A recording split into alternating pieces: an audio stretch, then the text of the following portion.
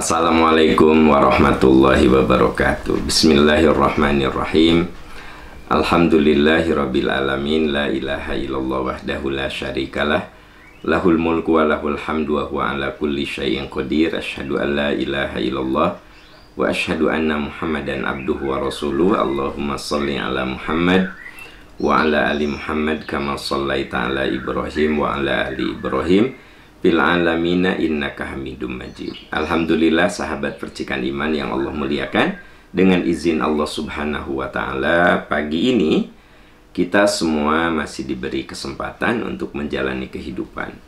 Semoga sisa umur yang Allah titipkan bisa kita isi dengan amalan yang bisa mendatangkan cinta dan ridhonya. Pagi ini kita akan membahas sejumlah pertanyaan, sejumlah masalah yang saya terima dan akan kita bahas dalam tinjauan menurut tinjauan Al-Quran dan Sunnah Rasulullah Sallallahu Alaihi Wasallam.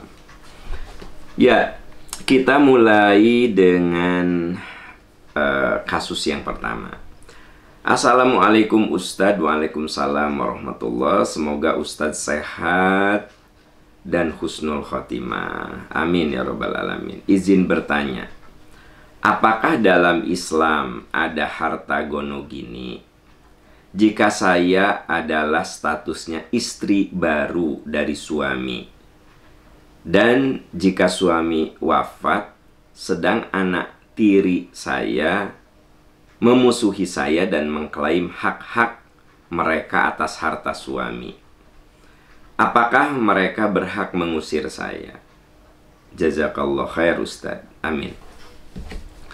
Begini Bu ya, dan juga bapak-bapak, tolong ingat ya, kalau kita akan menikah lagi, tolong selesaikan dulu harta, karena ini akan jadi masalah.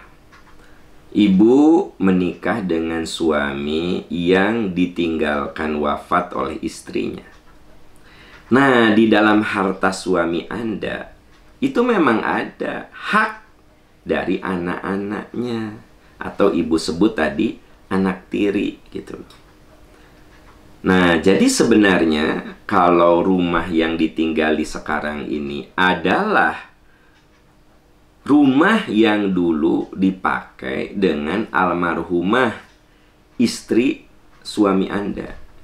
Kan Anda menikah nih, suami Anda ini duda ya, ditinggal wafat oleh istrinya. Nah, lalu Anda tinggal di rumah itu. Memang sebenarnya rumah itu bukan rumah Anda, rumah almarhumah istri suami Anda.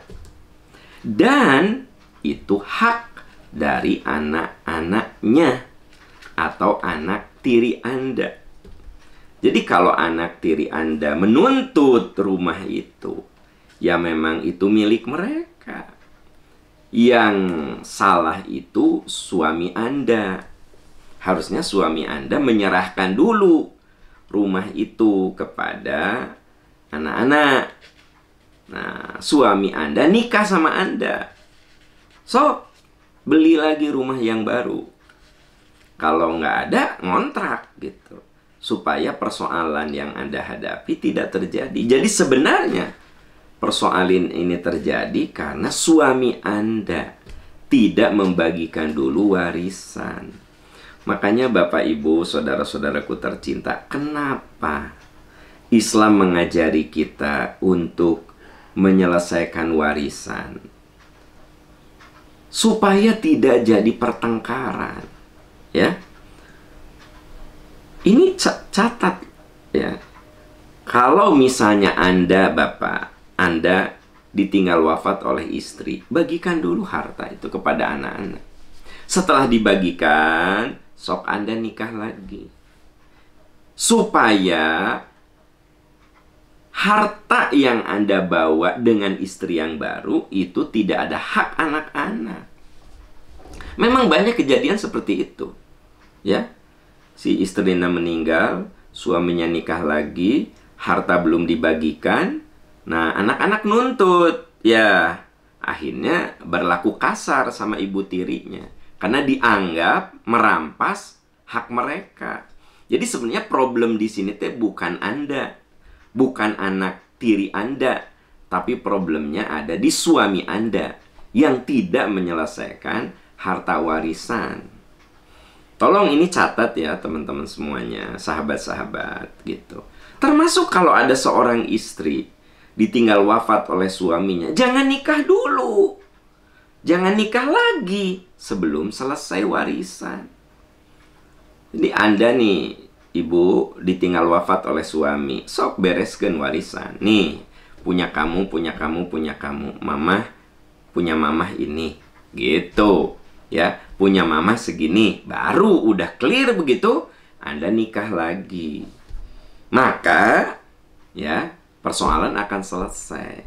Karena Anda menikah tidak membawa hak anak-anak. Ini kasus kayak gini tuh banyak loh yang saya terima, ya. Jadi tolong ini jadi catatan.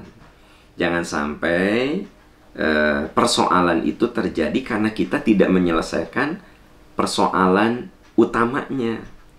Karena ada anak tiri yang memusuhi ibu tiri, kan begitu. Kenapa? Berebut harta. Ya yang salah siapa? Ya memang yang salah adalah si suami. Kenapa tidak membagikan dulu gitu. Ya, jadi tolong ini harus jadi catatan. Jangan sampai apa yang dialami ibu terjadi. Memang ada kejadian sampai si ibu tirinya diusir dari rumah. Diusir. Nah, terus si ibu tirinya cerita sama saya. Setelah saya analisa, oh ternyata rumah itu adalah rumah milik almarhumah. Gitu. Dan itu ada hak dari anak-anak. Jadi anak-anak merasa itu mah punya almarhumah mamahnya, bukan punya mamah baru, gitu. Ya. Nah, jadi saya bilang ya ibu harus terima kenyataan itu. Ya tapi Pak Am, saya kok sampai diusir. Ya mungkin caranya yang kurang tepat, tapi tetap ibu di posisi salah. Karena ibu menempati rumah yang sebenarnya itu milik anak-anaknya almarhumah, gitu. Ya, semoga kita semua, saudara-saudaraku tercinta, diberi kekuatan untuk selalu menyelesaikan persoalan secara elegan. Jadi harta itu memang ujian. Innama amwalukum wa auladukum fitnah. Harta dan anak itu bisa jadi ujian untukmu. Makanya kudu selesai persoalan itu. Ya, selesai persoalan itu. Sehingga di kemudian hari tidak ada hal-hal yang akan menimbulkan konflik. Wallahu a'lam bissawab, ya. Pertanyaan berikut. Assalamualaikum Ustadz, semoga sehat selalu, amin. Izin bertanya, gimana kalau saudara ada yang belum bagi waris, terutama saudara yang paling besar? Nah ini pertanyaan kayak gini juga banyak. Jadi harta itu, harta warisan dipegang oleh kakak paling besar. Terus si kakak nate belum ngebagikan. Nih tolong siapapun yang sedang pegang harta warisan, bagikan dan selesaikan. Jangan bilang gini, ah dibagikan mah nanti habis. Wah, itu mah dah milik mereka. Mau dihabisin, mau diinvestasikan, kan bukan urusan kita. Kewajiban kita mah membagikan. Ya nggak sih? Jadi kita kadang-kadang suka mengatur harta orang lain. Misalnya nih, saya anak paling gede. Ada harta warisan, bagikan sama saya. Jangan gio, ah nanti kalau dibagikan mah eta teh tanah teh habis. Kalau dibagikan teh duit teh habis. Nah, seringkali kakak itu merasa bahwa itu teh tanggung jawab dia supaya tidak habis gitu. Ya, wilayah saya misalnya nih, warisan kamu ya, saya bagikan sama adik-adik saya. Ingat loh, ya, ini harta didapat sama bapak dengan kerja keras. Jaga baik-baik ya. Itu tugas saya cuma ngingetin, ya. Nah, jangan sampai kemudian saya sebagai kakak tertua menahan dengan alasan bisi abis gitu, ya. Nah, ini juga kekeliruan berpikir gitu. Kenapa? Karena harta itu setelah diberikan, yaitu otoritas yang menerima harta, mau di apapun juga. Bahwa kita mengingatkan, ya. Mengingatkan, jaga harta warisan. Sayang itu teh diperjuangkan oleh orang tua dengan kerja keras. Sok, jangan sampai dihambur-hambur harta warisan itu. Saya sebagai kakak ngingetin. Anda sebagai ibu, suami Anda meninggal, ada harta warisan, sok bagikan ke anak-anak. Katakan, anak-anak, ini perjuangan bapak kamu mendapatkan harta. Sok jaga baik-baik ya, bagikan. Jangan berpikir, nanti kalau ku mamah dibagikan ayuna, kalian mah boros, habis nanti. Itu mah urusan, bukan urusan kita. Urusan kita mah membagikan. Catat itu. Nah, banyak kasus di sini dikatakan kakak tertua, saudara tertua yang biasanya ya dianggap representasi dari ayah. Sehingga segala diatur ku dia gitu. Ya hari harta dia diatur mah nggak apa-apa. Ini mah harta adik-adiknya. Gitu ya. Ya semoga kita semua oleh Allah dilindungi. Jangan sampai harta itu menjadi sumber pertengkaran. Sedih kan? Orang tua kita udah berjuang cari harta. Pagi, siang, malam, kepala dijadikan kaki, kaki dijadikan kepala. Berjuang. Udah meninggal tuh anak berantem berebut harta. Nah, mata sesungguhnya yang paling mahal itu anak yang soleh ya. Karena kalau anak yang soleh mah tidak akan berebut harta. Malah harta warisan pun mungkin kalau dia punya yang lainnya dia akan wakafkan kan gitu. Ada seorang anak muda yang dia mewakafkan harta warisannya dengan kata-kata ini harta warisan dari orang tua saya. Saya yakin mereka berjuang untuk mendapatkannya. Saya wakafkan atas nama orang tua saya. Hari Anda cek sete. Alhamdulillah saya udah ada rumah walaupun tidak besar. Saya punya penghasilan rutin. Saya ingin berbakti kepada orang tua dengan berwakaf atas namanya. Itu tuh ada, tapi selama saya hidup baru dua orang yang ketemu saya dan dia mewakafkan harta warisannya dengan alasan saya yakin bahwa ibu bapak saya itu berjuang mencari harta. Saya rasakan cari harta itu susah. Alhamdulillah saya punya penghasilan rutin. Rumah saya ada walaupun tidak besar tapi layak huni. Saya mau mewakafkan ini untuk orang tua saya. Itu ada, tapi bisa dihitung dengan jari. Makanya kebahagiaan tertinggi mah bukan karena anak kita sukses, tapi ketika anak kita soleh. Syukur-syukur udah soleh teh sukses. Nah gitu ya. Yuk kita berjuang menjadi anak yang soleh. Jadi anak yang soleh ya. Ya kita beralih ke pertanyaan berikutnya. Assalamualaikum Ustadz. Waalaikumsalam warahmatullahi wabarakatuh. Semoga Ustadz sehat dan keluarga juga. Amin. Izin bertanya. Ada seorang suami yang suka mengambil uang istrinya tanpa sepengetahuan istrinya. Uang tersebut diberikan kepada saudaranya yang terpuruk ekonomi. Terkadang kalau bilang dulu sama istri suka jadi pertengkaran. Apakah perbuatan suami itu dosa, Ustadz? Ya dosa lah, mencuri itu namanya ya. Jadi dalam Islam itu tidak ada istilah mencuri untuk kebaikan. Saya mah korupsi tidak untuk membantu fakir miskin. Tetap aja korupsi masalah. Gitu. Dengar baik-baik bapak-bapak. Harta istri adalah milik istri. Jadi kita ini nggak boleh ngambil duit istri diem-diem lalu dikasihin ke kerabat yang walaupun kerabatnya sedang terpuruk. Misalnya ada saudara saya yang terpuruk kehidupannya. Ya saya minta sama istri saya kalau saya nggak punya uang. Cerita bahwa saya akan bantu saudara. Bahwa ada berantem dulu, nggak masalah. Itu lebih baik daripada diam-diam Anda ngambil harta istri walaupun tidak dinikmati oleh Anda. Dinikmati oleh saudara Anda yang terpuruk. Tapi tetap itu mencuri. Ya, beda statusnya kalau yang ngambil itu istri. Nah, ini ada dalilnya. Ya Rasulullah, saya punya suami yang pelit sekali. Dan dia itu kaya, suami saya kaya, tapi pelit. Sampai tidak bisa mencukupi kehidupan saya dan anak-anak. Apa kata Nabi? Ambil dari suamimu tanpa sepengetahuannya yang bisa mencukupi keluargamu. Nah, gitu.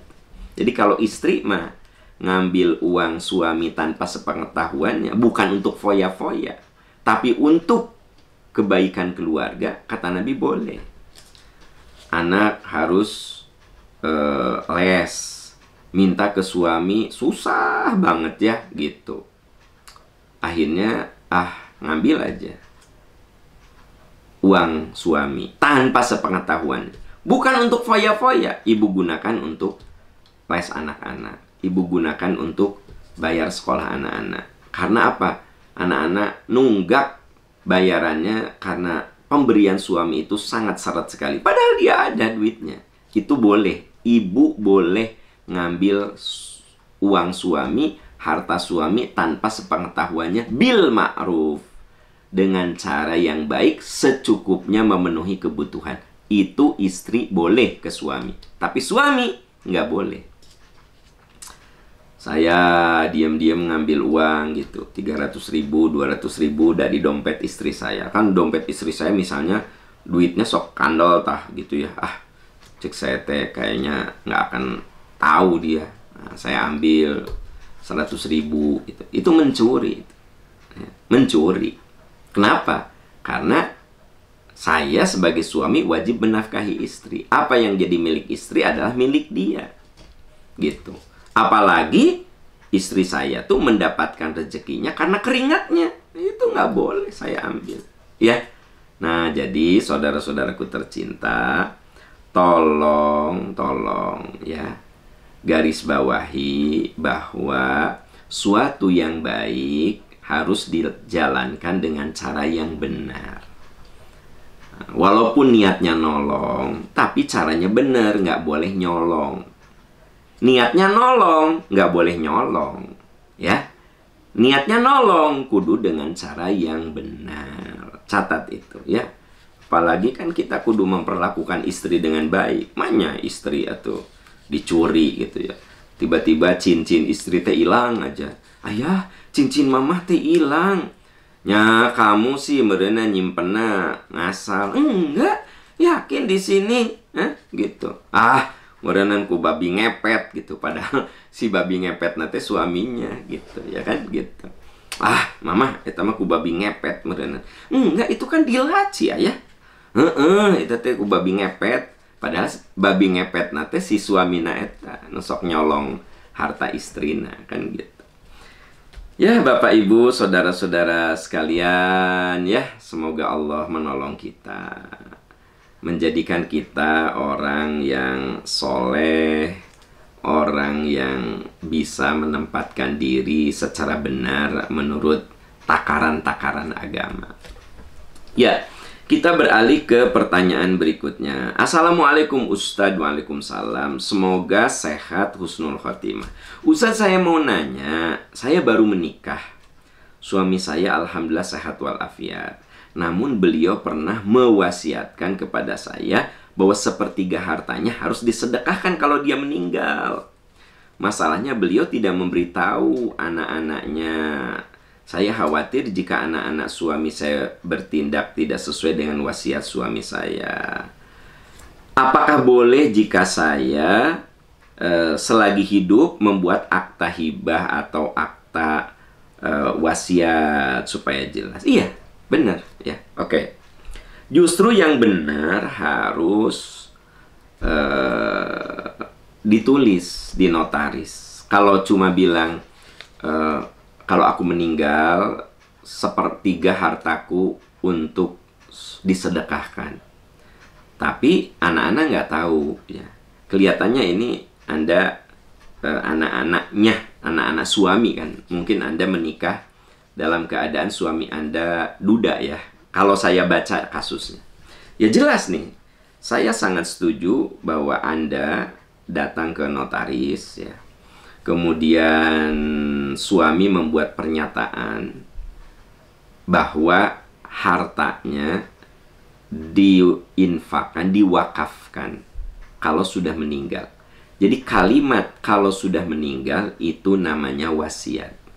Dan wasiat itu tidak boleh lebih dari sepertiga harta yang dimilikinya. Ini pernah terjadi pada zaman Rasul, ada seorang kaya raya, Sa'ad bin Abi Waqqas. Sa'ad bin Abi Waqqas ini al-ashrah al-mubasysyaruna bil jannah. Salah satu dari 10 sahabat yang disinyalir masuk surga. Ternyata yang diisyaratkan masuk surga tuh banyakan orang-orang kaya zaman Rasul tuh. Orang kaya yang cinta agama gitu kan. Gitu. Salah satunya Sa'ad bin Abi Waqqas. Beliau sakit. Saat itu ditengok oleh Nabi. Kata Sa'ad, alhamdulillah ya Rasulullah, engkau nengok saya. Ya Rasulullah, persaksikanlah. Saya rasanya ini kayaknya udah deket kematian saya. Harta saya banyak ya Rasulullah. Jadi dia cerita, aduh ya Rasul, harta saya teh banyak. Saya akan berikan harta saya untuk kepentingan agama. Ya. Kata Nabi, gimana dengan anak-anakmu? Ya Rasulullah, anak-anak saya sudah saya kasih, mereka sudah jadi orang-orang kaya. Jadi Sa'ad bin Abi Waqqas itu mengatakan, saya mau sedekahkan seluruh harta saya. Kalau saya mati, kata Nabi, jangan semua. Coba anak-anak saya sudah saya kasih. Mereka udah kaya semua. Nah gitu kan. Apa kata Nabi? Ats-tsulutsu katsir, ats-tsulutsu katsir, udah. Kalau kamu wasiat harta untuk diwakafkan, sepertiga itu maksimal. Nah, jadi memang wasiat itu sepertiga maksimal. Gitu loh, ya.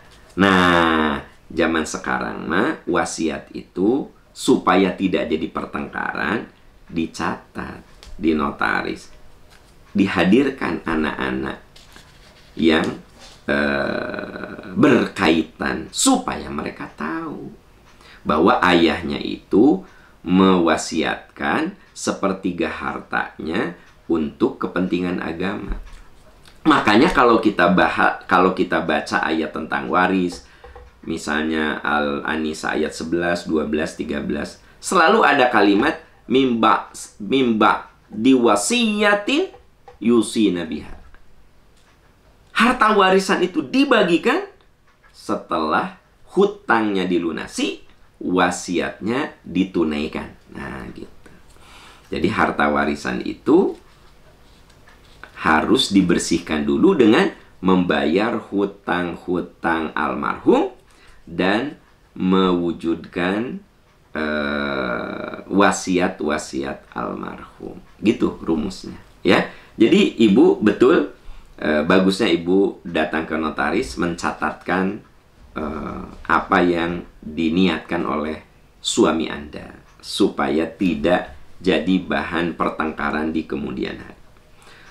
Wallahu a'lam bishawab, wallahu a'lam bishawab. Bapak Ibu, tolong ya, ini mah catatan belakangan lah, bahwa seringkali pertengkaran ahli waris itu ternyata dipicu oleh si almarhum juga gitu.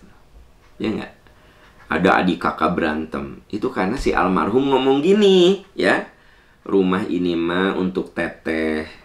Da teteh mah anak satu-satunya perempuan, jeung ngurus mamah gitu. Jadi anak ibu ini ada 4, 3 laki-laki, 1 perempuan. Memang hartanya banyak gitu.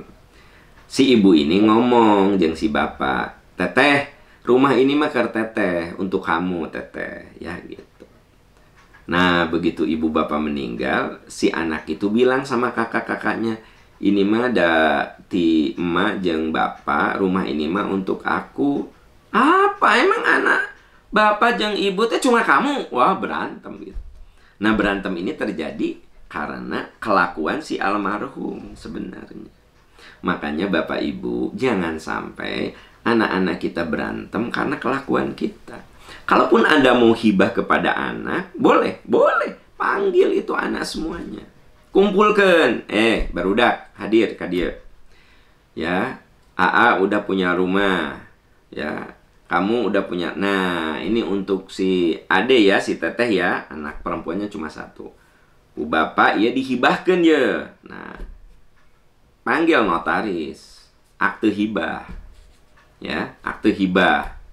Udah gitu, bila perlu langsung diproses. Sertifikatnya menjadi sertifikat nama anak yang mendapatkan hibah.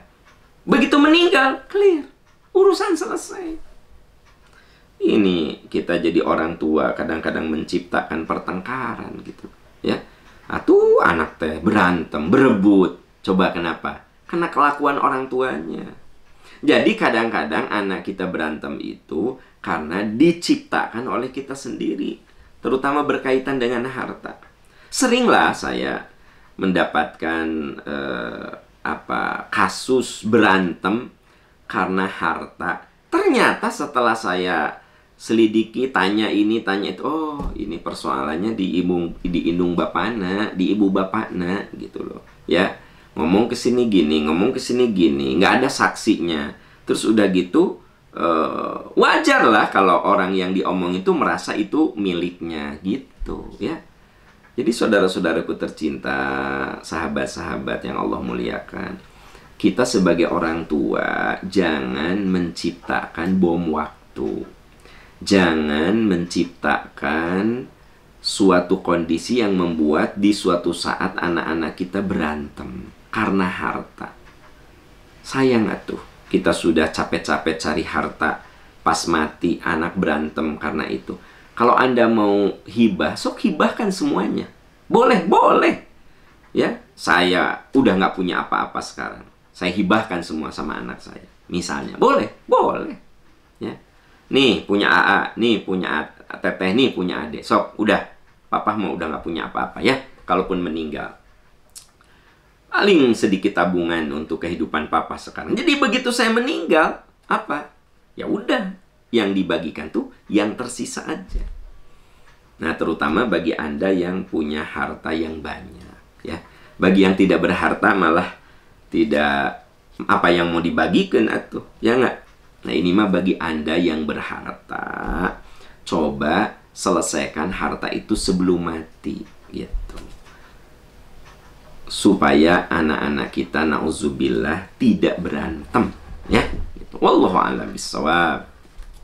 Ya, kita beralih ke pertanyaan berikut. Assalamualaikum Ustadz. Waalaikumsalam warahmatullahi. Ustadz, memasuki bulan Rajab banyak sekali yang menganjurkan ibadah di bulan Rajab. Tapi ada juga yang mengatakan bid'ah amalan khusus di bulan Rajab. Mana yang benar Ustadz? Mohon dalilnya. Jadi di awal Rajab tuh berseliweran di medsos. Ada yang menganjurkan ibadah. Tapi ada juga yang enggak ada itu ibadah khusus di bulan Rajab. Nah, yuk kita telaah secara jernih ya. Jangan pakai emosi tapi pakai ilmu. Pertama, kita akui bahwa Rajab itu salah satu bulan yang dimuliakan. Inna iddatasyuhuri indallahi ithna asyara syahron fi kitabillahi yauma khalaqas samawati wal ardo minha arba'atun hurumun. Dzalika dinul qayyimu fala tadlimu fihinna anfusakum. Di At-Taubah 36 dikatakan jumlah bulan dalam satu tahun itu ada 12. yang tercatat dalam kitab Allah sejak diciptakannya langit dan bumi. Di antara 12 bulan itu arba'atun hurumun. Ada 4 bulan yang dimuliakan. Itulah agama yang lurus. Fala tadlimu fihinna anfusakum. Jangan kamu berbuat dosa di 4 bulan yang dimuliakan itu. Apa 4 bulan yang dimuliakan itu? Ya, minha arba'atun hurum. Di dalam hadis Bukhari, 4 bulan yang dimuliakan itu salasatun mutawaliyatun. 3 itu beriringan. Dzulqa'dah, Dzulhijjah, Muharram. Itu kan mutawaliyah. Dzulqa'dah, Dzulhijjah, Muharram. Lalu wa Rajabun mudharral ladzi baina Jumadai wa Sya'ban. Yaitu Rajab yang ada di antara Jumadil Akhir dan Sya'ban. Apa bulan yang ada di Jumadil Akhir dan Sya'ban? Yaitu Rajab. Jadi kita akui bahwa bulan Rajab itu salah satu arba'atun hurum. Bulan yang dimuliakan. Berarti Dzulqa'dah, Dzulhijjah, Muharram, Rajab. Clear itu ya? Jelas ya? Ada di dalam Al-Quran surat At-Taubah 36 dan hadis riwayat Imam Bukhari. Oke? Nah, sekarang kita membahas khusus yang Rajab. Saudara-saudaraku tercinta, memang berkaitan dengan Rajab ini ada sejumlah hadis yang dhaif dan maudhu. Inna fil jannati nahron. Ada keterangan yang mengatakan di surga itu ada satu sungai, yuqalu lahu Rajab, diberi nama Rajab. Asyaddu bayadan minal labani wa ahla minal asal. Sungai itu lebih putih dari susu dan lebih manis dari madu. Man shoma min Rajabin yauman saqahullahu min dzalika nahr. Siapa yang puasa 1 hari saja di bulan Rajab, maka Allah akan berikan minuman dari sungai itu. Ya. Sehingga ada anjuran khususon puasa Rajab. Ternyata ini hadis riwayat Imam Baihaqi. Ibnul Jauzi dalam bukunya Al-Ilal wal Muntahanah wal Muntanahiyah menyebutkan bahwa ini adalah hadis maudhu, majhul, ya, tidak dikenal. Jadi ini hadis nggak bisa dipakai karena kategorinya hadis dhaif. Jadi kalau ada yang mengatakan bahwa di surga itu ada satu sungai namanya Sungai Rajab, dan siapa yang puasa di bulan Rajab, khususon nawaitunya teh puasa Rajab, maka dia akan diberi air dari sungai itu yang asyaddu bayadan minal laban. Dia lebih putih dari air susu, wa ahla minal asal, dan lebih manis dari madu. Sayang hadisnya majhul, dhaif, nggak bisa dipakai. Tapi Ustadz, saya mah ada rutin Senin Kemis di bulan apapun. Iya, nggak apa-apa. Di bulan Rajab Anda Senin Kemis, Anda saum Daud, Anda saum pertengahan bulan, itu mah suatu yang dibolehkan. Ini mah khususon saya puasa Rajab, nggak ada dalilnya khususon puasa Rajab gitu. Yang ada puasa-puasa yang maklum, yang kita ketahui, ya. Puasa-puasa yang sudah jelas gitu. Di bulan Rajab ini Senin Kemis, silahkan. Daud, silahkan. Pertengahan bulan 13, 14, 15, silahkan. Itu mah namanya saum yang maklum. Sama seperti halnya di bulan-bulan. Tapi mengkhususkan puasa di bulan Rajab itu hadisnya dhaif. Kemudian ada lagi hadis yang parah banget. Ini hadis maudhu. Rajabun syahrun azimun. Nah, ini keterangan. Rajab itu bulan yang agung. Yudha'ifullahu fihil hasanat. Allah lipat gandakan kebaikan di bulan Rajab. Faman shoma yawman min Rajab faka'annama shoma sanatan. siapa yang puasa Rajab 1 hari, maka dia seperti Rajab, seperti puasa dalam 1 tahun. Wa man shoma minhu sab'ata ayyam, siapa yang puasa 7 hari di bulan Rajab, ghuliqat anhu sab'atu abwabu jahannam, maka ditutup, dikunci 7 pintu neraka. Wa man shoma minhu thamaniyata ayyam, siapa yang puasa 8 hari, futihalahu thamaniyatu abwabul jannah, dibuka 8 pintu surga. Ya. Wa man shoma minhu asyra ayyam, siapa yang puasa 10 hari, lam yas'alillahu illa a'tah, maka semua doa-doanya akan dikabulkan oleh Allah. Wa man shoma minhu khamsata asyrata yauman, siapa yang puasa di bulan Rajab 15 hari, nada munadi fis sama, nanti ada malaikat yang berteriak, memanggil dari langit, qad ghafara laka ma madha, sungguh seluruh dosa-dosamu diampuni. Ini sering dikutip dalam ceramah-ceramah di bulan Rajab. Sayang sekali, saudara-saudaraku tercinta, ini hadis riwayat Imam Tabrani yang tercatat di kitab Al-Mu'jamul Kabir, ya, dari jalur Uthman ibnu Madad Asy-Syaibani, dari Abdul Ghafur yaitu Ibnu Sa'id, dari Abdul Aziz bin Sa'id. Hadis ini dikatakan oleh Syekh Imam Albani hadis maudhu. Hadis paling rendah itu maudhu, hadis palsu.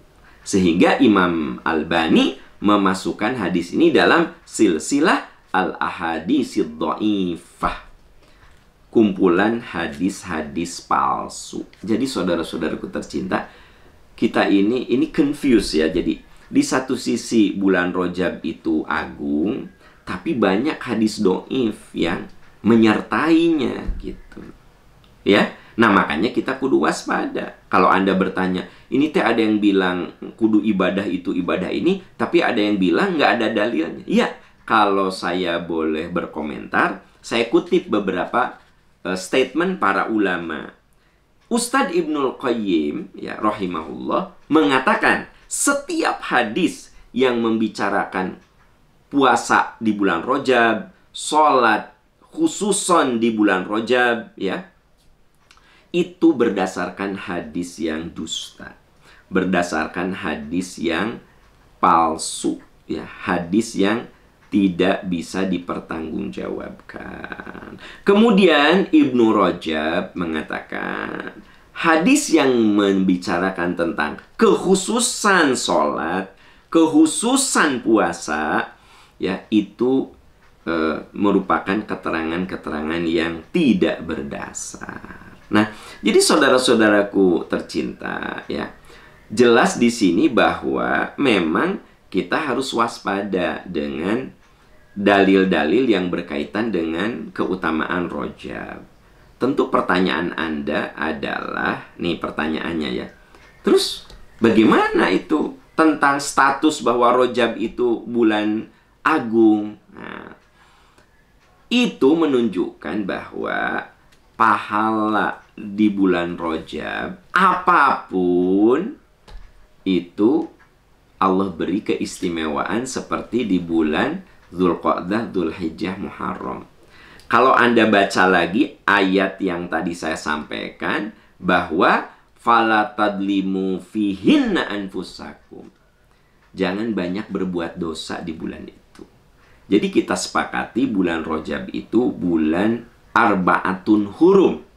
Tapi dalil-dalil yang berkaitan dengan bulan Rajab, apalagi ada yang namanya sholat raghaib. Mungkin teman-teman mendengar, apa itu sholat raghaib? Sholat yang dilakukan antara maghrib dan isya. Terus siang harinya itu, kemisnya kudu puasa gitu ya. Kan sebenarnya kalau kita niatnya puasa kemis, yang apa-apa kan gitu. Dan dianjurkan puasa Senin, puasa Kemis. Enggak, ini mah puasa Kemis di bulan Rajab karena malamnya, ya, malam Jumatnya akan melakukan sholat raghaib di minggu pertama itu. Yaitu dengan cara sholatnya 12 rakaat. Setiap rakaat membaca surat Inna anzalnahu fi lailatul qadar 3 kali. Al-Ikhlas 12 kali. Nah, ini namanya sholat raghaib. Ya, sholat raghaib itu sholat yang dilakukan di minggu Jumat pertama di bulan Rajab, hari Kemisnya puasa, malamnya sholat 12 rakaat. Caranya, setiap rakaat baca Al-Qadar 3 kali, baca Al-Ikhlas 12 kali. Saudara-saudaraku tercinta, ini tidak ada dalil yang sahih yang menjelaskan ini. Imam At-Turtusi mengatakan tidak ada riwayat yang menyebutkan bahwa Nabi melakukan hal ini. Dan terungkap bahwa ini perilaku dilakukan, ibadah ini, bid'ah ini dilakukan 480 tahun setelah Rasulullah wafat.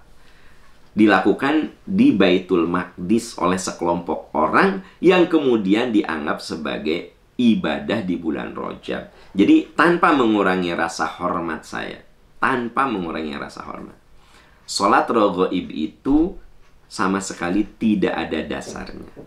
Karena itu dilakukan oleh sekelompok orang 480 tahun setelah Rasulullah wafat. Sahabat, tabi'in, tabi'un tabi'in enggak melakukan hal ini.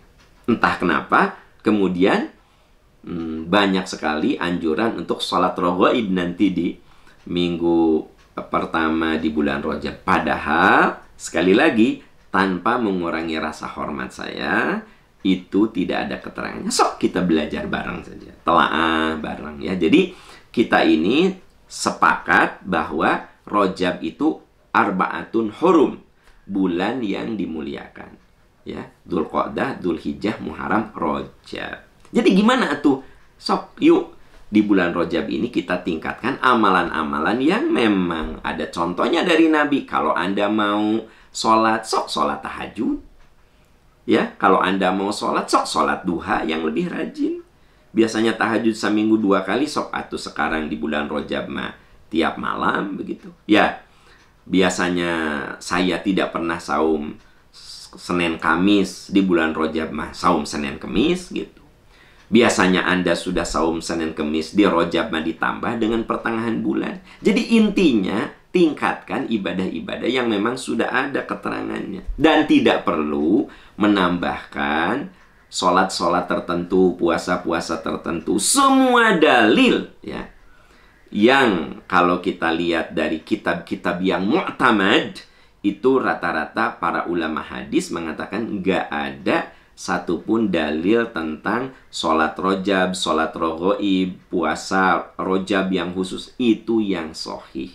Bahkan Imam Albani memasukkan hadis-hadisnya itu dalam al-maudu'at, hadis-hadis yang palsu yang tidak berdasar. Sekali lagi saya katakan begini tanpa mengurangi rasa hormat saya.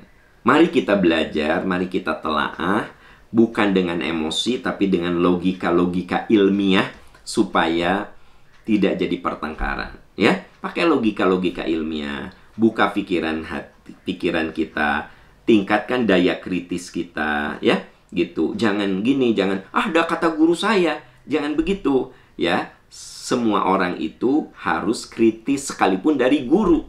Ya, saya menyampaikan ini, Anda juga kudu kritis. Sok Anda baca lagi yang serius. Ya, Aam ngomong gitunya, sok baca kitab-kitabnya supaya kita bisa belajar secara benar, secara proporsional gitu. Karena walau bagaimanapun ilmu itu harus teruji, harus terukur. Ada pakemnya, ada ilmu hadisnya, ada ilmu mustalahul hadisnya. Jadi bukan sekedar ngutip, apalagi Anda hanya mempercayai apa yang ada di medsos, ya. Kadang kita mah TikTok jadi rujukan. Menurut TikTok apa? Menurut TikTok atuh ya gitu. Nah, jadi kita kudu banyak belajar secara serius. Sekali lagi tanpa mengurangi rasa hormat saya pada teman-teman yang berbeda. Yuk kita utamakan ukhuwah Islamiyah. Lalu kita buka pikiran kita, discuss ya. Kita diskusi, kita musyawarah dalam kebenaran, dengan hati yang bersih, dengan hati yang penuh persaudaraan, dan tidak saling memaki, tetapi saling mengkritisi. Karena dua hal yang beda. Memaki dan mengkritisi itu dua hal yang berbeda. Ya, kalau mengkritisi itu keilmuan. Kalau memaki, menghina-hina gitu loh. Jadi kalau saya bilang hadisnya dhaif kan bukan memaki, tapi secara keilmuan hadis kesimpulannya begitu. Ya. Kalau ada dokter mengatakan ibu tuh kena kanker, kan bukan menghina ibu, tapi menyimpulkan, ya gitu ya. Nah, kalau saya bilang bahwa hadis ini dhaif, kan bukan menghinakan, tetapi hasil ilmiahnya menyimpulkan, kan begitu. Jadi saudara-saudaraku tercinta, yuk bangun ukhuwah, bangun persaudaraan. Innamal mu'minuna ikhwah. Kita ini bersaudara. Itu nomor satu. Bahwa ada perbedaan, sok buka pikiran kita, buka hati kita, duduk bersama menelaah.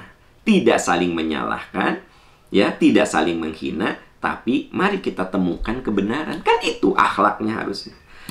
Wallahu a'lam bishawab, saudara-saudaraku tercinta, itu yang bisa saya bahas ya.